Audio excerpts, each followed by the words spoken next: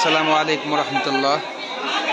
আলহামদুলিল্লাহ, বাগধানে সারিয়া শামসুল উলুম কওমি মাদ্রাসায় মাহফিলের কার্যক্রম চলতেছে।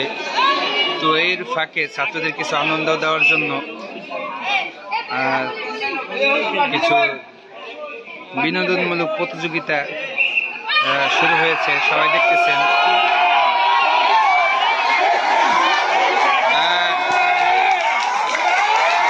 কারা এগিয়ে সবাই দেখতে পারবেন। প্রতিযোগিতা চলতেছে, এই দল এগিয়ে গেছে।